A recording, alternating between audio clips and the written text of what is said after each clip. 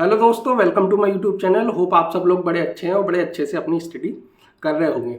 जैसा आपको पता है, मैंने यूपिटर प्लस सी पैट के लिए टारगेट सीरीज चला रखी है चैनल पर। डेली मैं आपको टास्क देता हूँ, वो टास्क आपको कंप्लीट करने हैं। ठीक, चाहे आपको 2 घंटे लगें, 4 घंटे लगें, 6 घंटे लगें, लेकिन जितना बोला जाए वो आपको पढ़ना है। मैं अपने टेलीग्राम चैनल 200 आउट ऑफ 200 पर जो मैं टास्क देता हूँ कि आज आपको ये टॉपिक पढ़ना है, उस टॉपिक का मैं आपको कंटेंट प्रोवाइड कराता हूँ। टेलीग्राम चैनल का लिंक डिस्क्रिप्शन में मिल जाएगा आपको, वहाँ पे जाएं, टेलीग्राम चैनल ज्वाइन करें और जितना दिया जाए वो तो आपको डेफिनेटली पढ़ना है। अगर आपको नंबर चाहिए 75 के पार, 75 और 80 के बीच या 80 के पार, जितना बोला जाए उतना पढ़ना है। 28-29 अक्टूबर तक पढ़ते रहो, आपको पढ़ने के अलावा कोई काम नहीं होना चाहिए। अब मैं बात करता हूँ इस वीडियो में तीसरी क्लास में आपको क्या पढ़ना है, तीसरे दिन आपको क्या पढ़ना है। मैंने हिस्ट्री चला रखी है। हिस्ट्री में आपको पढ़ना है, आज 2 क्लास हो चुकी हैं, तीसरी क्लास में आपको पढ़ना है महाजनपद, अशोक और ये जो मौर्य वंश है, गुप्त वंश है और वर्धन वंश, ये आपको हर्षवर्धन तक आपको सारा पढ़ना है। ठीक, महाजनपद आपको पढ़ना है। मैं नोट्स टेलीग्राम चैनल पर प्रोवाइड करा दूंगा। अगर मेरे नोट समझ नहीं आते हों, क्योंकि मैंने वो अपने लिए बनाए थे, अगर मेरे नोट समझ नहीं आते हों तो आपके पास जो भी अपने नोट्स हैं या किताब है, बुक है, वो आप प्रीफर कर सकते हैं। और लेकिन पढ़ने से मतलब है कहीं से भी पढ़ा जाए, याद होना चाहिए, चाहे अपने नोट से हो या आप किसी के और की क्लास हो या फिर आपने कहीं बुक में पढ़ा हो, वो आपको याद होना चाहिए। हिस्ट्री हो गई। बात करूंगा मैं पॉलिटी की। पॉलिटी में तीसरी क्लास में आपको पढ़ना है मौलिक अधिकार। एकाएक अनुच्छेद आपको पता होना चाहिए मौलिक अधिकार का, किस अनुच्छेद में कौन सी बात कही गई है, कहाँ से कहाँ तक मौलिक अधिकार का संविधान में वर्णन है। ठीक, ये आपको सारे अनुच्छेद फिंगर पे याद होने चाहिए, क्योंकि सीधा सीधा अनुसूची से एक क्वेश्चन आता है, सीधा सीधा अनुच्छेद से एक क्वेश्चन आता है, सीधा सीधे आपसे पॉलिटी के 5 क्वेश्चन पूछे जाने।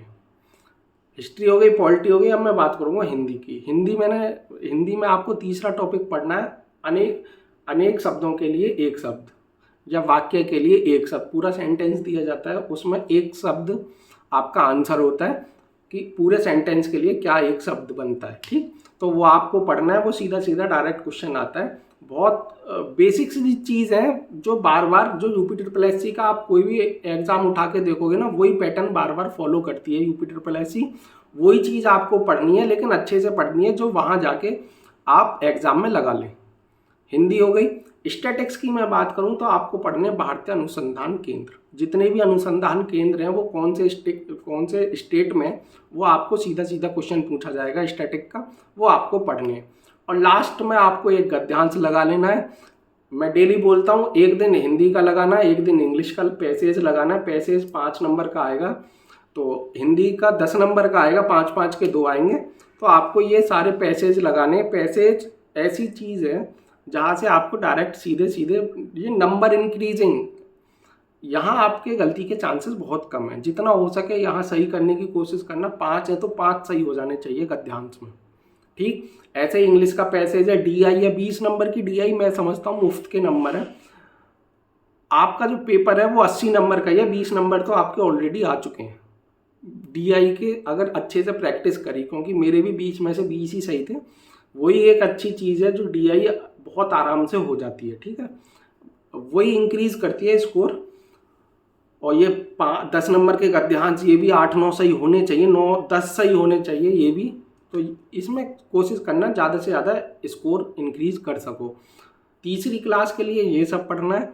और मैं मिलता हूँ अगले दिन चौथी क्लास के लिए।